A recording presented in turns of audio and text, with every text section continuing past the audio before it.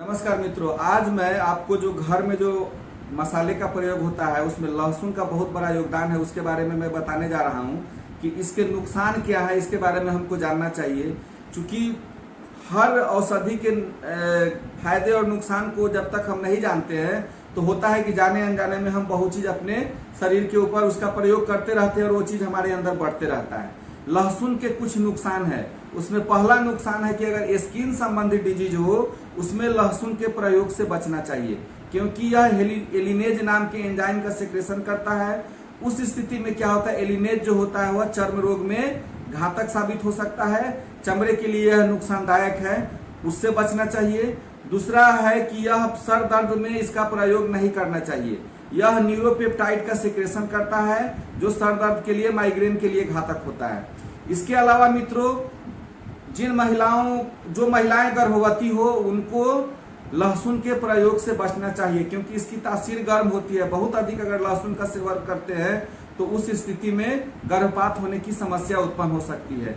Vaginal infection हो किन्हीं महिलाओं को तो उस स्थिति में लहसुन का प्रयोग नहीं करना चाहिए। हो सकता है कि इसके प्रयोग करने से संक्रमण और अधिक बढ़ा दे, उसमें आपको बचना चाहिए। इसके अलावा आंत संबंधी कोई रोग हो जाए, अल्सर हो जाए, उस स्थिति में लहसुन का प्रयोग नहीं करना चाहिए। लीवर संबंधी कोई रोग हो, लीवर संबंधी, गॉल ब्लैडर संबंधी किसी प्रकार के रोग में हमको लहसुन के प्रयोग से बचना है, इस बात का ध्यान रखिएगा। लो ब्लड प्रेशर हो, लो ब्लड प्रेशर में हमको लहसुन के प्रयोग से बचना चाहिए। एनीमिया की समस्या जिन महिलाओं को रहती है उस स्थिति में एनीमिया की समस्या में लहसुन के प्रयोग से बचना चाहिए, नहीं तो यह शरीर में हेमोग्लोबिन की मात्रा को और घटा सकता है, इस बात का ध्यान रखना चाहिए।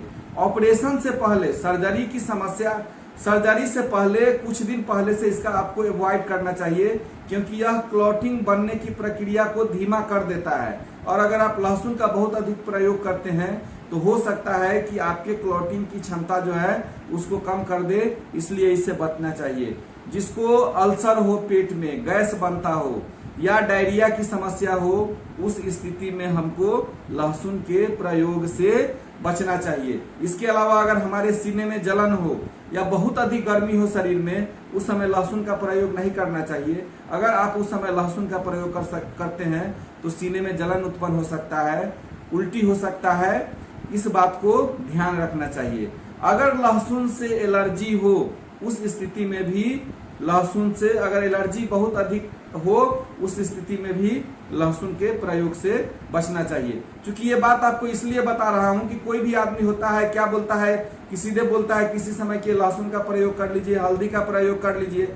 ठीक है, इसके फायदे हैं, लेकिन समय पर इसके फायदे हैं, इसके नुकसान भी है।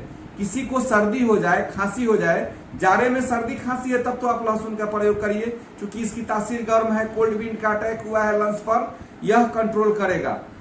लेकिन अगर गर्मी में इसका प्रयोग करते हैं तो हमारे एक्यूप्रेशर में के हिसाब से, पंच तत्व सिद्धांत के हिसाब से, लंग्स की जो ऊर्जा होती है वह ड्राइनेस की ऊर्जा होती है। यह आकाश तत्व, यह मेटल एनर्जी के अंतर्गत आता है। बहुत अधिक अगर हीट शरीर में क्रिएशन हो रहा है, उस स्थिति में भी हमारे लंग्स पर इसका असर पड़ता है और उस स्थिति में भी नाक बहने लगता है, कफ की स्थिति उत्पन्न हो सकती है, क्योंकि वह लंग्स को बहुत अधिक गर्मी जो होता है, वह गर्मी का गुण होता है लोहे को पिघलाना, हमारे लंग्स के ऊर्जा को यह धीरे धीरे पिघलाना शुरू कर देता है, मेटल को पिघलाना शुरू कर देता है और उससे सर्दी उत्पन्न होती है।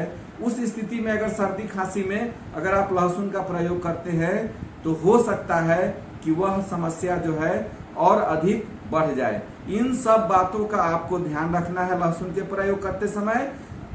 आगे जब भी कोई ट्रीटमेंट बताएंगे तो कभी कभी हो सकता है किसी घरेलू, जो घर में जो पाए जाते हैं जो औषधि, जो मसाले के रूप में, उसके भी प्रयोग के बारे में आपको जानकारी दें। लेकिन उसका प्रयोग करने के पहले हमको किस औषधि की क्या तासीर है, इसके क्या फायदे हैं, क्या नुकसान है, इसको जानना जरूरी है।